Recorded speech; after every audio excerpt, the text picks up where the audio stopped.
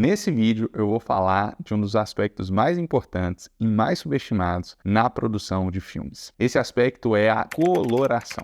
Vários aspectos técnicos ajudam os cineastas a criarem narrativas mais envolventes. Você pega, por exemplo, a sonorização.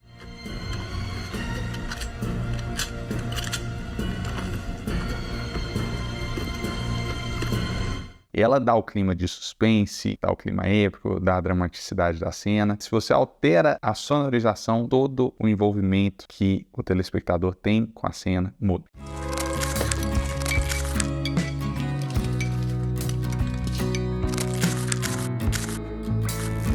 Mas tem um aspecto que é muito mais sutil, que é a coloração do filme. Poucas pessoas percebem conscientemente as mudanças das cores, só quem geralmente tem um olhar mais técnico para o filme, mas todas as pessoas conseguem perceber inconscientemente o efeito que as cores têm na narrativa do filme. Você pega, por exemplo, Matrix, que tem dois mundos paralelos, um mundo real e um mundo imaginário, produzido pela Matrix. A coloração, ela é drasticamente diferente, nos dois mundos, e ela consegue mostrar exatamente quando o personagem está em um mundo ou em outro, sem que tenha que ter nada, nenhuma linha de roteiro explicando isso. Tudo isso é explicado na primeira narrativa, mas depois, só de ver a cena, você já sabe em que mundo que o Neo tá. Outros filmes trabalham a coloração de forma diferente, às vezes para dar mais imersão na cena. Por exemplo, você pega um filme recente, Avatar, como que a vivacidade das cores faz com que todo aquele mundo, de Pandora seja muito mais vivo, muito mais vibrante, que você realmente se envolva naquela narrativa e com aquele senso de urgência na proteção daquele planeta. Então, a coloração, ela é extremamente importante no filme para os cineastas conseguirem extrair realmente o máximo do potencial narrativo daquela história. Mas por que isso acontece? Por que as cores são tão importantes para a gente? Porque a gente, ao longo da vida, a gente vai tendo contato com as cores e a gente vai desenvolvendo um associativo a ela. Então, por exemplo, imagina que vai fazer uma caminhada na natureza, ver o verde, ver a montanha, aí você vê a paisagem linda lá, uma montanha com céu azul. Você desenvolve um associativo de que o verde, o azul, te traz paz, te traz sossego. Aí você tá descendo a montanha, aí você vê uma poça de sangue no meio da trilha. Aí você já,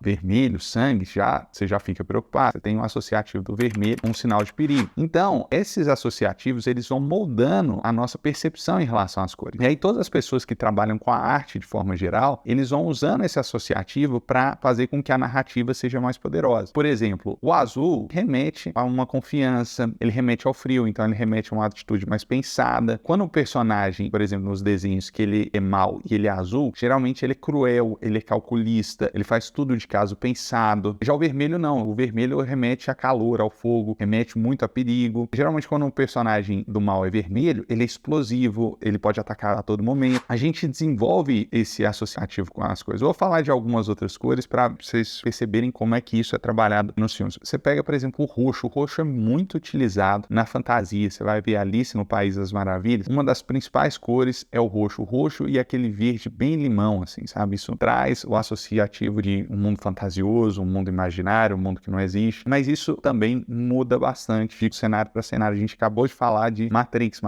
O verde remete ao digital, à tecnologia, porque as letras na tela do computador são verdes. Então, quando o Neo entra para aquele mundo de Matrix, tudo é esverdeado, sai fora daquele associativo que a gente usualmente tem com verde de natureza, de uma coisa que é exatamente o oposto da tecnologia, do mundo tecnológico, mas que funciona lá no caso de Matrix. O preto remete a mistério, remete a suspense, o branco trabalha exatamente no sentido de oposto, ele remete à amplitude, à clareza, à elucidação. A gente vê muito esse contraste do preto e branco num filme de suspense. Quando o filme não foi elucidado ainda, tá naquele suspense, as cenas são muito escuras. Quando o filme é elucidado, aí fica tudo claro, tudo branco e mostrando clareza, mostrando a elucidação de tudo. O branco também remete muito ao vazio, então aquelas cenas com aquele fundo enorme branco remete à solidão. O rosa remete muito à pureza, à feminilidade, remete à infância também, principalmente o homem, traz muito essa ideia de um homem puro, de um homem bom, de um homem sem maldade. O amarelo também traz essa ideia de jovialidade. Os filmes usam e abusam dessa coloração para fazer com que os filmes sejam mais poderosos ainda, tenham uma narrativa ainda mais envolvente. Você separei aqui os 3 filmes que eu acho que fizeram uso sensacional da coloração. O terceiro eu já falei, Matrix. Matrix conta a história do Neo, que de repente percebe a existência do Matrix, que é um mundo paralelo criado pelas máquinas, que a gente não sabia que vivia nele, né? Mas ele finalmente tem essa percepção de que ele vive num mundo criado pelas máquinas. E quando ele tá no mundo real, as cores são mais fidedignas à realidade. Lógico que tem um tom mais dark, um contraste mais acentuado, justamente pela atmosfera do filme, uma atmosfera mais de tensão. Mas quando ele chega no mundo de Matrix, tudo é muito mais esverdeado, indicando que ele tá nesse mundo criado por computadores. Esse filme também tem alguns tons mais pálidos para ilustrar bem essa narrativa. A coloração é muito importante na narrativa para indicar esse contraste, essa separação desses dois mundos, para conseguir contar sem necessariamente falar isso explicitamente. Funciona muito bem. Outro filme que eu deixei no segundo lugar, que faz a mesma coisa, é A Origem. A narrativa da Origem parte do princípio que você pode invadir o subconsciente das pessoas em várias camadas. Eles usam muito a coloração para ilustrar em que camada que os personagens estão naquele momento. As camadas superficiais, elas são mais vívidas, mais semelhantes à que a gente experimenta, né, no mundo real. E as mais profundas, elas têm um tom de sépia, um tom mais saturado, justamente indicando uma memória, indicando algo que não aconteceu. O sépia funciona muito bem para indicar esse passado, porque as fotos, com o passar do tempo, vão adquirindo um tom mais amarelado. Então, a gente já tem esse associativo e eles usam esse associativo para trabalhar uma coisa que está mais distante daquela realidade que aquele personagem está vivendo naquele momento. Eu vou fazer algumas menções honrosas aqui ao Batman, o Cavaleiro das Trevas, e o novo The Batman, que é sensacional, uma imagem mais suja. Assim, eu vou fazer um outro vídeo só para falar da coloração de Batman, desse último The Batman, que ficou realmente sensacional. Mas o primeiro lugar para mim é Sin City. Sin City é a cidade do pecado, é um filme todo em preto e branco, é um filme muito pesado, muito violento, e ele usa muito a cor para acentuar aquela violência daquela cidade. O vermelho é sempre muito marcado, tanto para indicar o sangue, como para indicar o batom vermelho, o vestido vermelho de uma das personagens, toda aquela sensualidade. O amarelo também é muito utilizado para indicar a asquerosidade de um dos personagens. Funciona muito bem, porque a gente está sempre vendo tudo em preto e branco, e quando a cor vem, ela é chocante, ela traz muito daquilo que aquela cor expressa na tela. Foi um filme que eu vi quando eu era mais novo, devia ter uns 12, 14 anos, aquela fase que a gente quer mostrar que a gente é adulto, mas eu tive medo do filme, achei extremamente pesado. Eu acho que um dos aspectos principais é essa cor que é usada com muito, muito impacto.